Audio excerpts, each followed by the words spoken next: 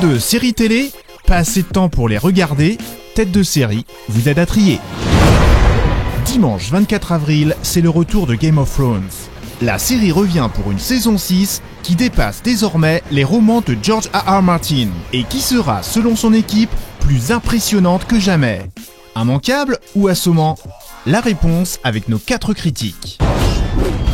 Game of Thrones peut-elle frapper plus fort? Toujours plus fort, c'est l'argument marketing de base de Game of Thrones. L'ultime argument marketing, il y aura plus de morts que dans les romans. Ils ont fortement intérêt à nous faire encore plus fort, à nous en mettre plein les yeux. Les acteurs en promo nous répètent à quel point on va en prendre plein les dents. Il y a bien un moment où on va plus pouvoir répondre à cette promesse. Dans l'adaptation des livres de Martin, il n'y a pas forcément la matière. Dans ses ouvrages, c'est une errance, une quête de l'accomplissement d'un destin par différents personnages sur différents continents. Et finalement, on s'ennuie un peu quand même depuis 3 saisons.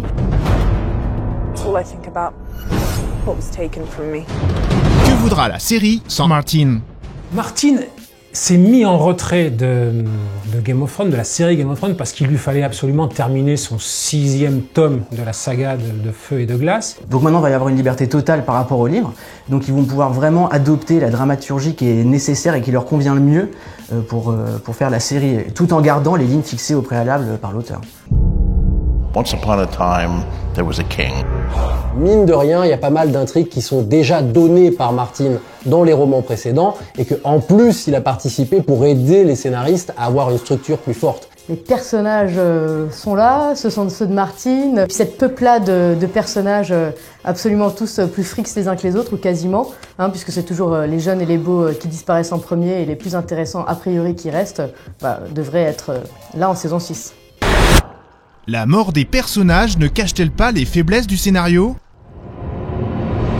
Les plus mignons, gentils, les héros à bouclettes, bon débarras.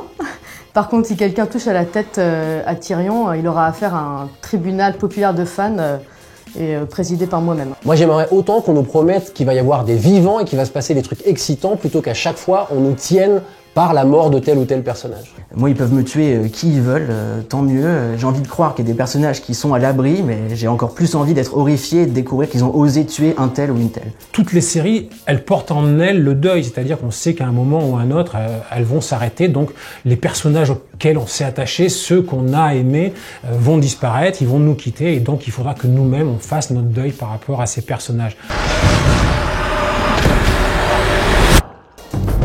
C'est l'heure du verdict de Tête de série. Game of Thrones mérite-t-elle un tel tapage médiatique? Insupportable. Alors certes, c'est un grand succès d'audience et c'est très divertissant, mais il faut arrêter, quoi. Game of Thrones, c'est un peu des feux de l'amour médiévaux fantastiques, c'est pas un chef-d'œuvre. Il y a du fond, mais c'est la manière dont elle nous est présentée qui est un peu gênante. C'est une série traitée comme un blockbuster et qui en fait est bien plus subversive qu'il n'y paraît. Peut-être voir à profiter de Game of Thrones, mais à pas oublier qu'il y a des centaines d'autres séries qui méritent d'être vues.